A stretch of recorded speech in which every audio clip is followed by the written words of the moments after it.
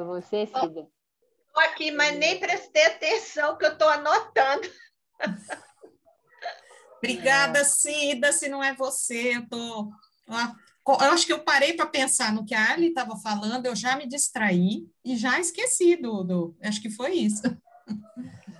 Obrigada. Beleza. Então, vamos lá. Ó, capítulo 37 e 38 do livro As Leis Morais, de Joana de Ângeles. Estamos aqui na Lei do Progresso. Vamos lá. Deixa eu ver aqui como é que está meu tempo, gente. Tá. Acho que dá. Lei do Progresso. Então, questão 780 e 792. É a terceira parte, né, do Livro dos Espíritos. Ele vai falar das leis morais. E a Lei do Progresso é uma delas. Então, vamos lá. Questão 780. O progresso moral acompanha sempre o progresso intelectual? Olha só, né? Lembra que a gente falou que são as duas asas? Eu trouxe até uma foto do equilíbrio ali entre o progresso intelectual e o moral. Só que a gente não tem isso em equilíbrio, né? Então, olha só. O progresso moral acompanha sempre o intelectual? Decorre deste, mas nem sempre o segue imediatamente. Então, geralmente é isso que acontece com a gente. A gente vem primeiro com o progresso intelectual e depois o progresso moral vai evoluindo aí mais atrasado em relação ao primeiro.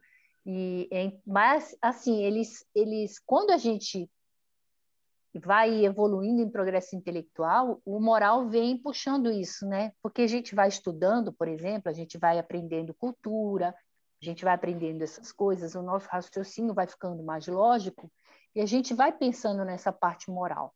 Mas ela, em geral, nos homens da Terra, ela vem mais atrasada do que o progresso intelectual, certo?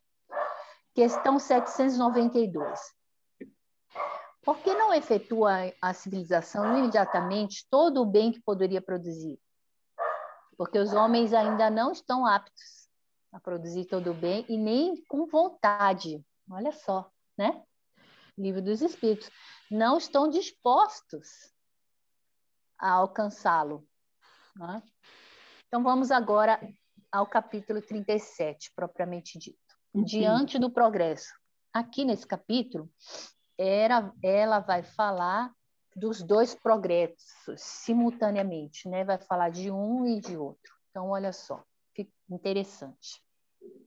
Embora os respeitáveis índices que atestam as valiosas conquistas do progresso científico nos últimos campos de realizações, não te descures, não negligencies da ação evangélica nos cometimentos evolutivos a que te afervoras.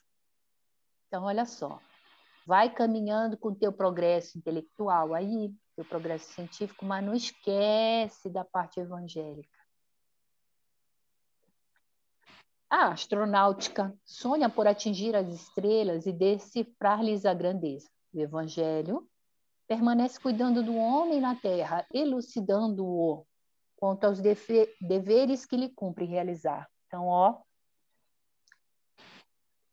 a cibernética elabora técnicas para alcançá-lo com segurança, através das distâncias imensuráveis. O Evangelho luta, porém, para equilibrá-lo na sociedade onde cresce espiritualmente. Então, ela vem trazendo aí as duas coisas em paralelo para nós, as nossas duas asas, certo? Então, aqui nessa primeira página, ela fala, né?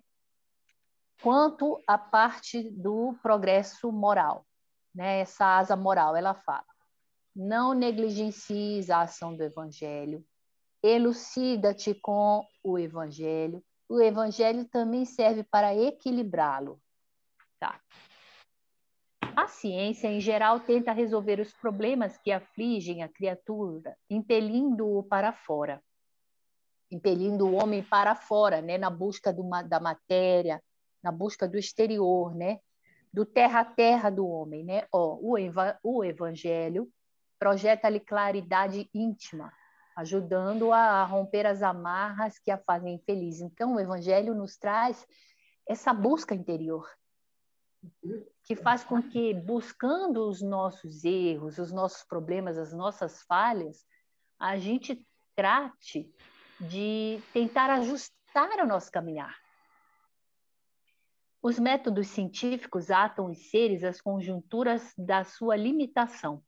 O Evangelho libera-os dos impedimentos que os retém na retaguarda da evolução. Então, olha só, o Evangelho libera a gente dos nossos impedimentos, os nossos atavismos que fazem com que nós ficamos retidos na retaguarda. O que é que o Evangelho libera? O egoísmo, nosso orgulho, nossa vaidade e tantas outras problemáticas aí que nós temos. O tecnicismo, né, quer dizer, a valorização excessiva dos recursos tecnológicos, procura amenizar as asperezas e as constrições que decorrem do mundo moderno. O Evangelho elucida quanto à razão dos sofrimentos e elimina os óbices, né, elimina os empecilhos que impedem o homem de avançar. Então, olha só, às vezes eu tenho uma tecnologia, uma medicação, né, que ameniza lá uma aspereza, uma doença, alguma coisa, mas o Evangelho, ele vai profundamente buscar, né, qual a razão de eu estar sofrendo, qual a razão, né, assim, esse estudo, né, do Evangelho, esse mergulho que a gente faz,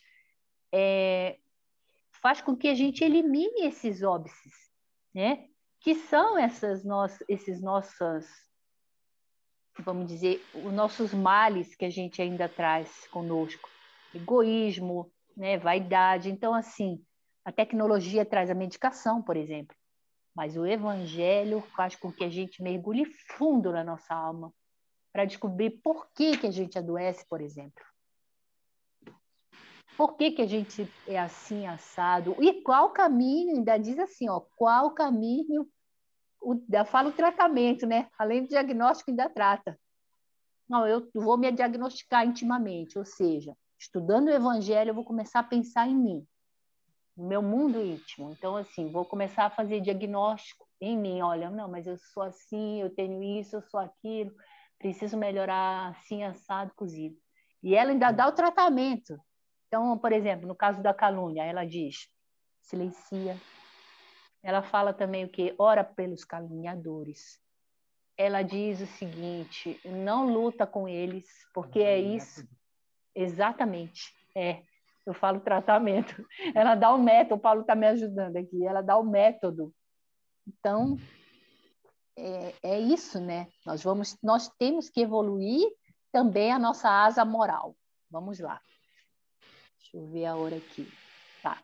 Ninguém como Jesus conseguiu jamais produzir tão elevados padrões de valorização do homem, sem as complexidades de que hoje se utilizam as criaturas, sem que consigam expressivo êxito. Então, olha só, né? Ninguém como Jesus valorizou o homem. Então, a gente fica pensando, Jesus vai lá, estende a mão a Maria de Magdala, Jesus estende a mão aos publicanos que estão arrependidos, até se não estivesse, né? Então, assim, Jesus, ele vê além, né? Então, vamos caminhar mais um pouquinho aqui, ó. Desfilaram ante ele os mais diversos biotipos humanos e sociais, recebendo seguras diretrizes. A todos dispensou a mesma solidariedade fraternal e moral, sem alarde, sem restrição. Não se utilizando de qualquer tipo de enfadonho, ensinou a metodologia do amor que cobre a multidão de pecados. Mediante a vivência que se permitiu, amando indistintamente. Daí a gente fica lembrando, né? Eu lembro muito, eu acho que já falei aqui, a história dos 4 publicanos que estão arrependidos. Vocês lembram dessa história que eles vão falar com Pedro? Eu vou contar rapidinho um resumo, então. Então, olha só. Jesus ama indistintamente, né? Ele mesmo fala, eu vim para os doentes, não foi para os sãos. Então, a história é a seguinte. Tinham 4 publicanos Isso está num livro de Humberto de Campos. E os 4 publicanos já estavam mais velhos e tal, e arrependidos das coisas que eles fizeram. E aí eles estão chegando onde estavam Jesus e Pedro, Simão Pedro. E Jesus tinha sido chamado nesse momento para ir à casa de alguém que estava doente, que ele precisava se deslocar. E ele disse a Pedro assim: Pedro, cuida dos nossos irmãos e ajuda-os, ampara-os com a verdade. Aí Pedro disse: tá. Jesus sai. Quando Jesus sai, Pedro dá murro na mesa e fala: eu conheço vocês, seus bandos de víboras. Vocês fizeram isso, aquilo, outro, e começou churrasco. E falou um monte. E os 4 lá já estavam arrependidos, né? Estavam chorando, entristecidos, e falavam assim: vocês não vão para o reino de Deus nunca. Aí, nessa hora, quem chega? Chega Jesus.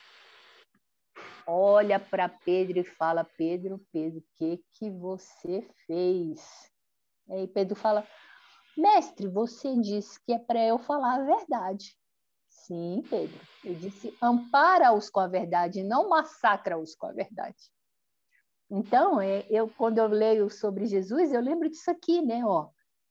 Jesus ensinou a metodologia do amor, mediante a vivência, se permitiu amando indistintamente.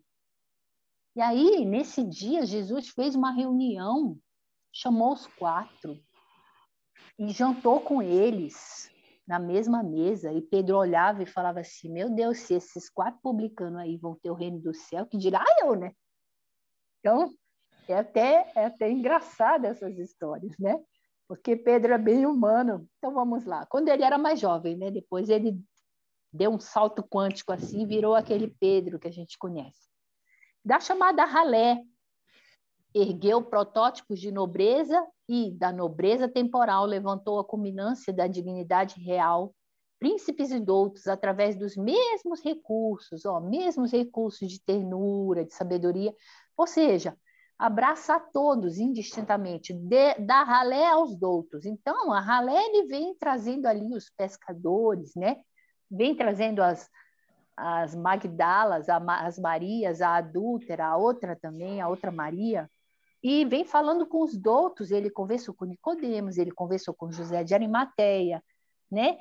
E mesmo sentimento, mesma ternura, tratamento, né? Com sabedoria, com ternura, com essa metodologia do amor para todos. José de Arimateia, inclusive, por exemplo, foi um homem corajoso, ele era um homem muito rico, estava lá no meio do Sinédrio, e ele não concorda com os demais sinedritas sobre a condenação de Jesus. Então, é um dos que se opõe a isso, né? Só que ele é voto vencido. Então, vamos lá. O progresso, para ser legítimo, não pode prescindir da elevação moral dos homens, que se aure no Evangelho, sempre atual. Então, para o progresso moral, né? Evangelho. As conquistas da inteligência, embora valiosas, sem a santificação dos sentimentos, né? Então, sem a evangelização, vão conduzir aonde? Ao desvario e destruição. Que é o que acontece, né? Aconteceu e ainda acontece nos dias de hoje, mas principalmente antigamente. A gente está melhorando aí, né? Quantas guerras nós já tivemos? Para serem autênticas, as aquisições humanas devem alicerçar-se nos valores ético-morais, né? Sem os quais o conhecimento se converte em vapor tóxico que culmina por aniquilar quem o detém. Então, a gente vê aí um monte de gente que tem alto cabedal intelectual e quase nenhum moral. E qual é o caminhar desses aí? A gente vê os hackers, né? Os engenheiros de armas. Imagina esses engenheiros, o intelecto deles é altíssimo. Então, vamos lá. Estudo, sim, né? Estudo, pesquisa, sim, mas amor também. Examinando a problemática da evolução, os mensageiros encarregados da codificação espírita foram taxativos. Espíritas, amai-vos. Este é o primeiro ensinamento. Instruí-vos, este é o segundo. Que são essas duas asas que a gente fala, né? Da moral e da inteligência. Nem o amor sem equilíbrio, arrebatamento que revela paixão e desconcerto interior, e nem a instrução intelectual, sem o conteúdo do amor, a transformar-se em vapor alucinante de vaidades perniciosas, quão destrutivas. Sem o equilíbrio das duas asas, a ave não consegue voar, planeando nas alturas. Amor e conhecimento são as asas harmoniosas para o progresso do homem e dos povos. Progresso que, embora as paixões nefastas ainda predominantes na natureza animal do homem, será impossível de ser alcançado. Quer dizer, então, o progresso vai ser impossível de ser alcançado se eu não tenho as duas asas aí, né? Amor e conhecimento. E equilíbrio, né? Por isso que a gente fica meio capenga, né? Vamos dizer assim. O intelecto está mais alto e a moral está cá embaixo. Implacavelmente, o homem avança e sem apelação crescem as sociedades na direção da felicidade.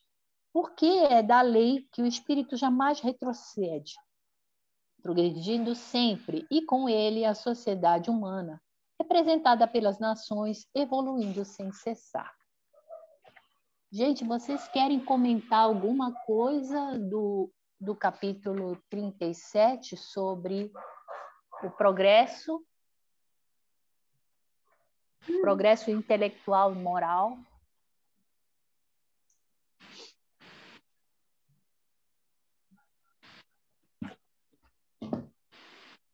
Falar alguma coisa, Papito?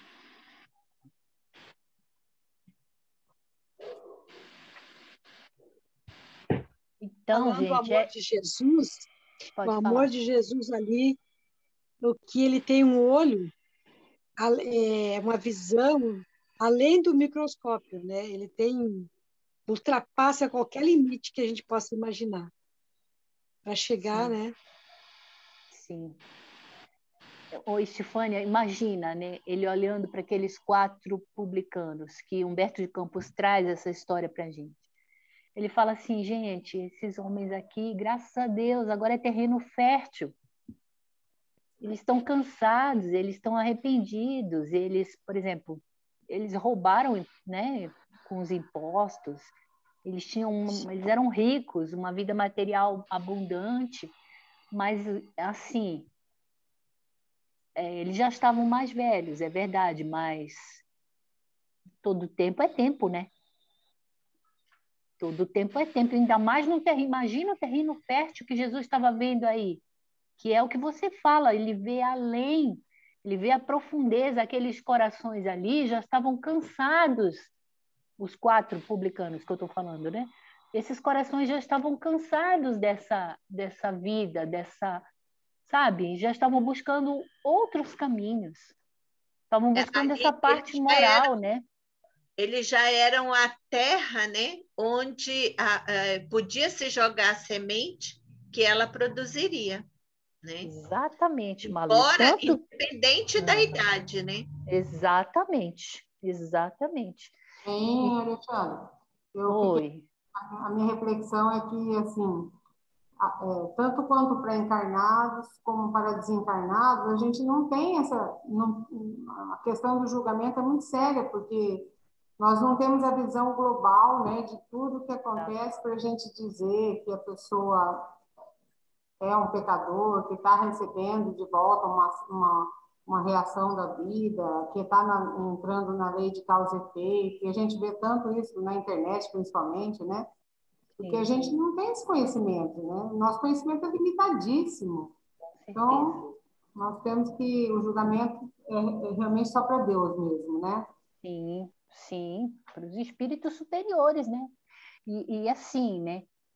A gente precisa olhar e discernir caminho bom, caminho ruim, esse está com a verdade, esse não está, mas assim, mas não para julgar, é o que você está falando, né, Deise?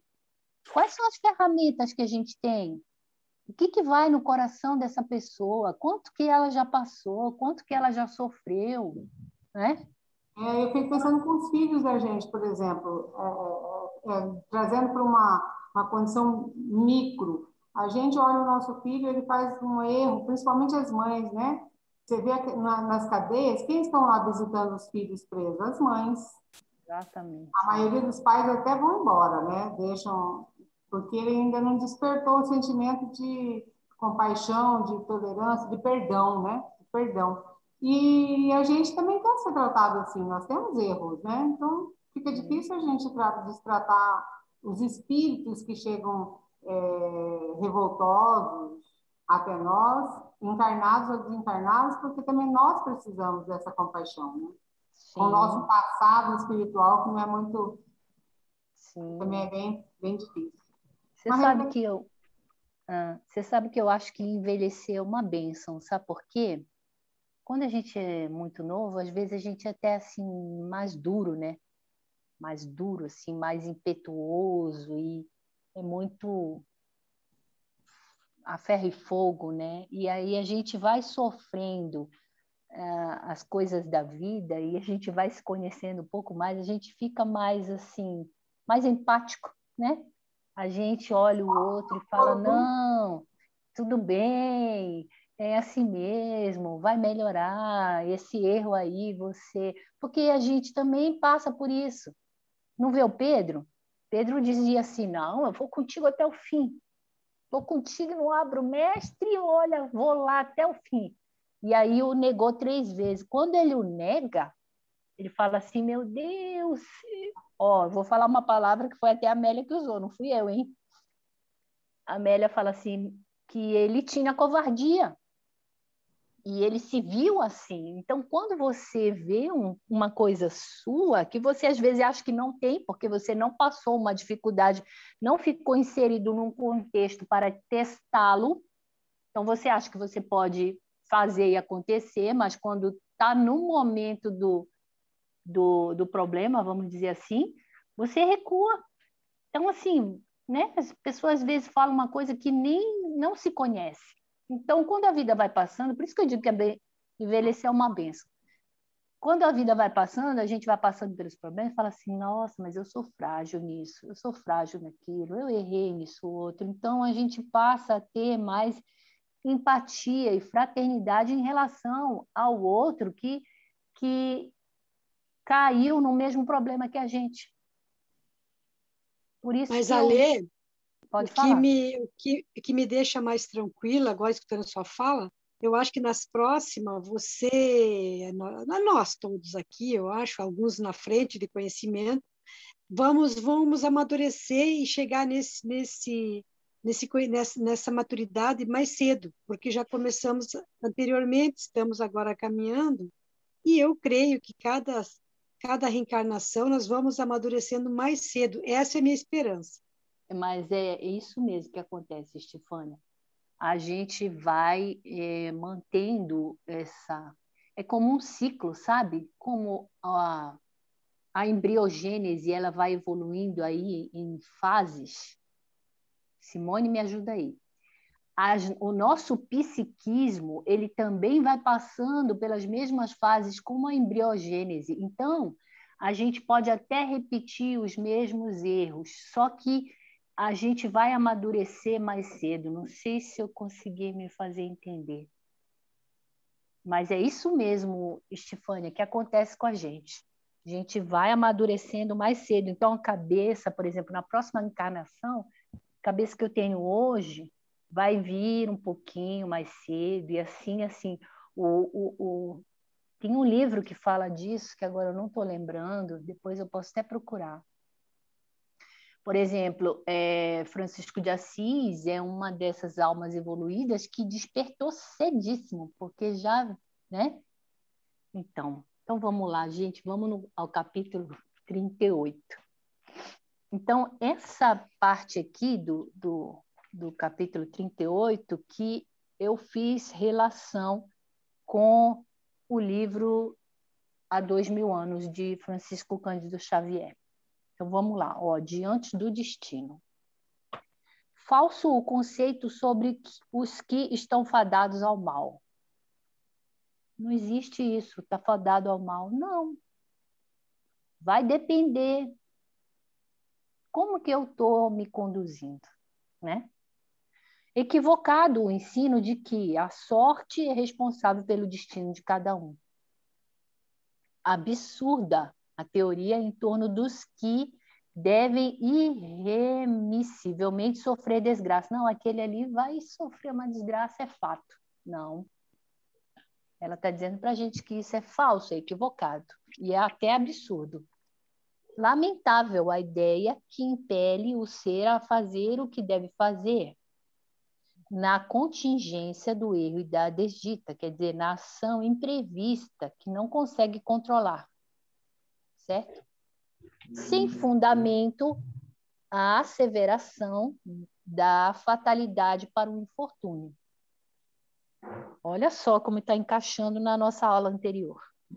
O destino individual, olha o que ela traz para a gente, isso aqui é interessantíssimo. O destino individual resulta dos atos de cada criatura. Por isso mesmo, a todo instante, sofre injunções positivas e negativas que lhe alteram a planificação. Eu vou até ler de novo esse parágrafo. É maravilhoso. Olha só. O destino individual resulta dos atos de cada um. O que eu estou fazendo hoje vai influenciar no meu amanhã.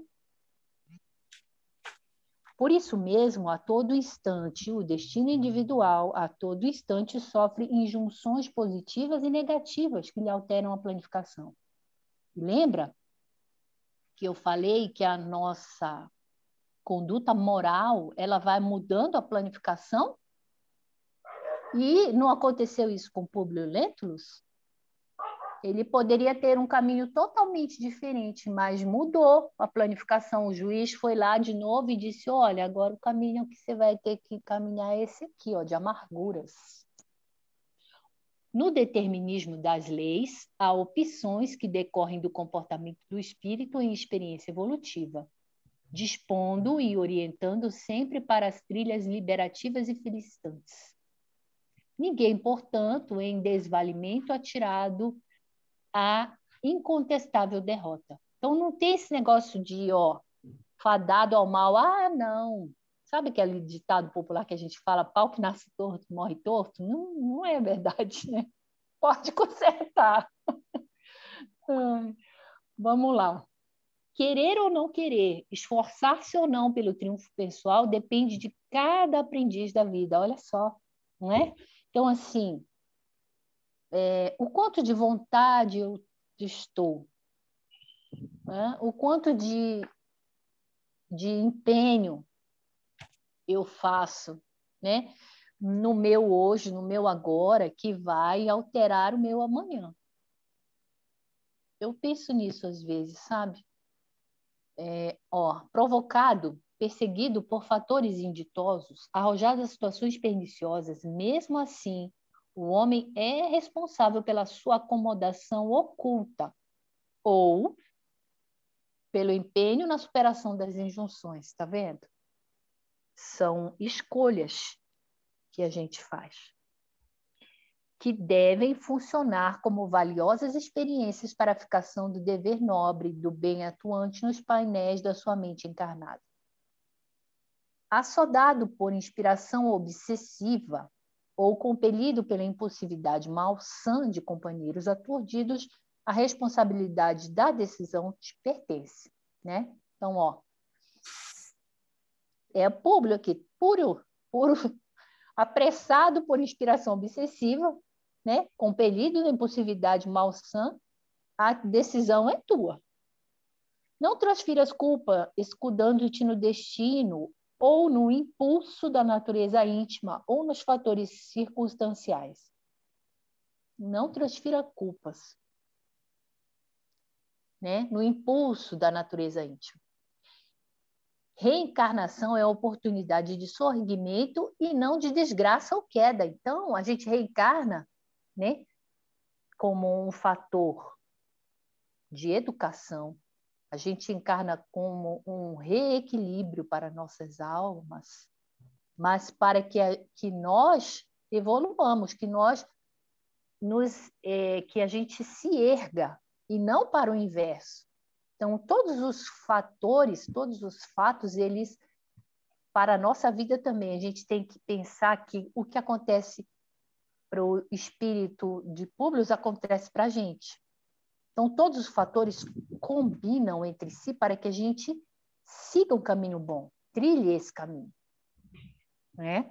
Então, é sempre para o lado do bem, do belo e do bom, da fraternidade, da compaixão, para amar o próximo. Então, todas as nossas cenas, os nossos contextos vão para esse caminho.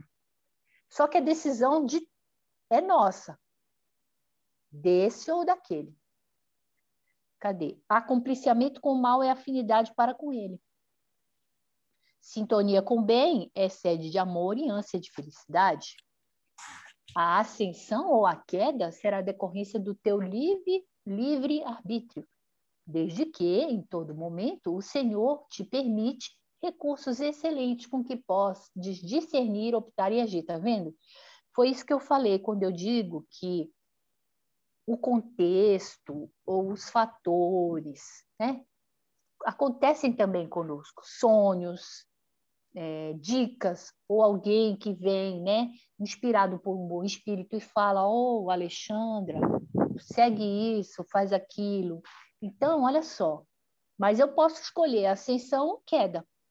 Mas o Senhor, nosso Pai maior, sempre vai nos dar contextos, fatores, oportunidades para a gente subir, ascender, né? Para a gente discernir o bem e o mal, o verdadeiro e a mentira, para a gente optar e agir, porque no final das contas é livre-arbítrio, a opinião é nossa, para esses fatores morais aqui. Vocês querem falar alguma coisa, gente?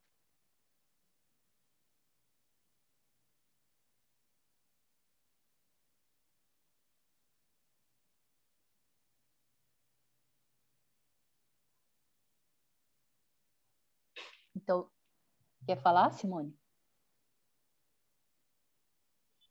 Olha, eu sou muito faladeira, então eu fico só eu falando, deixa os outros Não. falarem.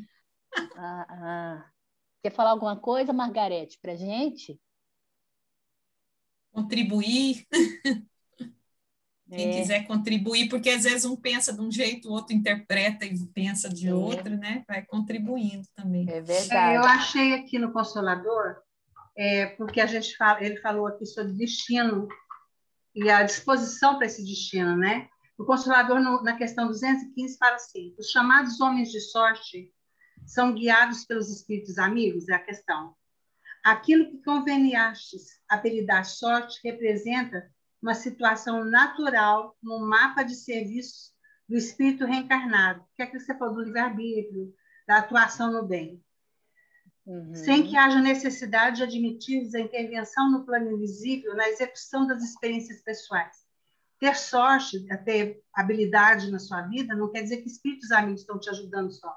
É você. Né?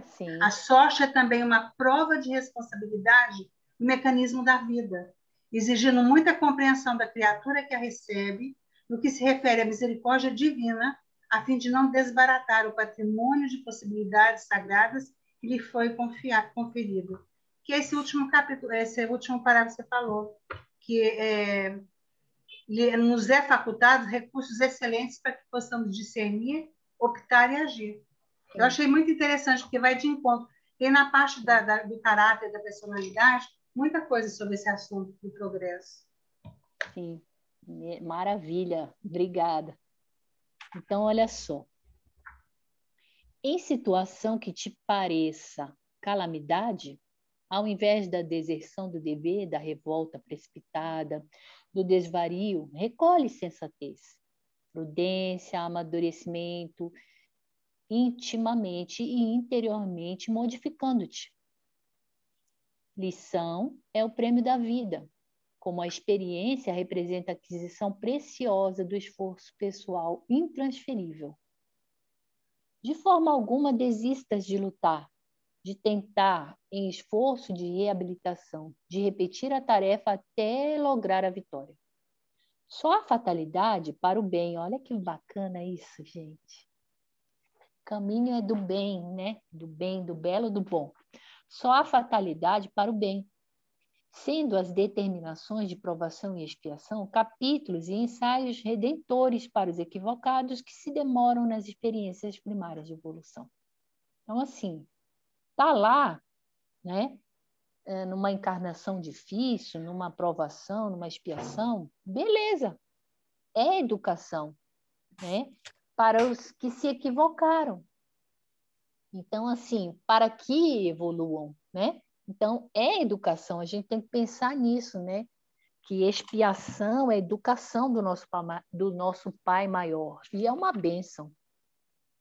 E aí eu achei que esse capítulo, né, Diante do Destino, tem tudo a ver com o livro que nós estamos estudando aí do Emmanuel. Bom, terminamos aqui, ó, deixa eu ver a hora, 3h27, em cima do laço, né, Simone? Vocês querem falar alguma coisa? Podem comentar alguma coisa aí que vocês gostaram ou que vocês lembraram. Ale, eu fico analisando, assim, numa existência só, quantas oportunidades a gente tem. As outras passou e nós não evoluímos, não crescemos mentalmente, né? Então, desenvolvemos a inteligência, mas e a moral ficou lá embaixo. Então, nessa, nós não viemos de berço espíritas, mas tivemos a oportunidade de conhecer. E lendo essa última lição da Joana, nos mostra a oportunidade de nos prepararmos para voltarmos um dia, que nós vamos ter que voltar para aprender a lei moral ainda. Eu acho, assim, Cida, que a gente está aprendendo, né? A gente está começando. É. E que, sim, mas a gente já errou muito, errou assim, perante a sociedade, né? Mas eu digo que esse aprendizado é que vai nos ajudar, porque a própria doutrina espírita, no começo, em 1970, era muito complicado da gente entender. Então, hoje, abriu-se os caminhos para ver se nós conseguimos alicerçar no Divaldo, trazendo Joana, Amália, para um despertar maior. Sim. E assim, Cida, não vamos pensar que os nossos erros assim são problemas. Não são. Sabe por quê que eu penso também? Experiência de vida, gente. Quem vai... Os nossos problemas são experiências de vida. E são ótimos. De verdade, a gente sofre com eles? Sofre. Mas eles são experiências de vida. Porque, olha só, como é que a gente vai saber que existe o branco se a gente não viu o preto? Então, eu falo engraçado, a gente fugiu da Covid, eu fiquei trancada todos esses anos, esse ano todinho, ano passado, a Covid veio na minha porta.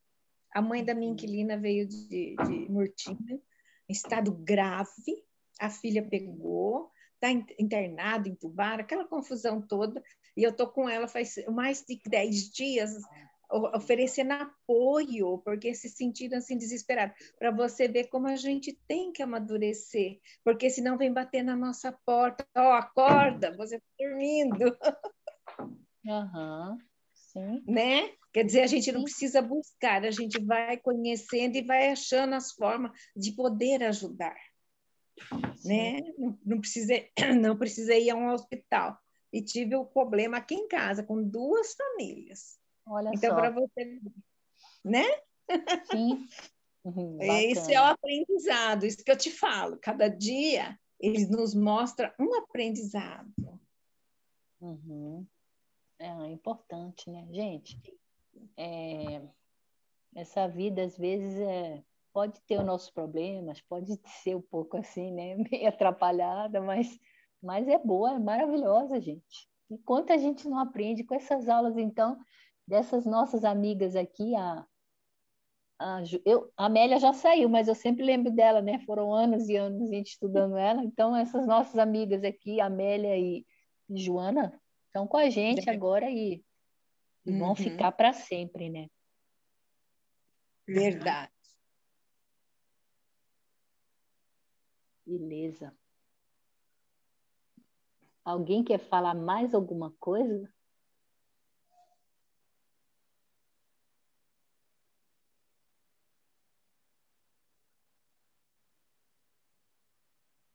Tá tudo certo, então? Certíssimo. Joia, foi ótimo. Muito bom. Beleza. Acrescentou tanta coisa. Muito bom, Ali.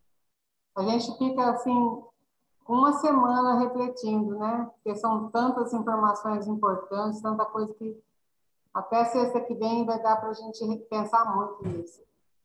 Obrigada. Que isso. Eu que, Ótimo. como diz o Alberto Almeida fala, o meu ouvido, ó, tá perto da minha boca, isso aqui vai primeiro para cá, ó. Ai, ai. Marli, você quer fazer a prece para a gente, Marli? Faço, sim. Vamos lá.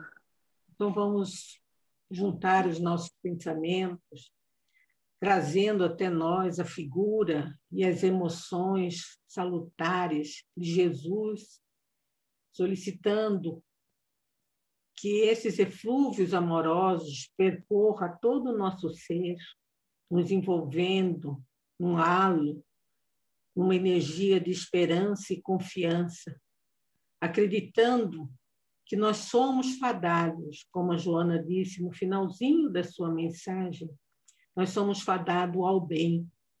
Nós fomos criados por Jesus, por Deus, para sermos grandes.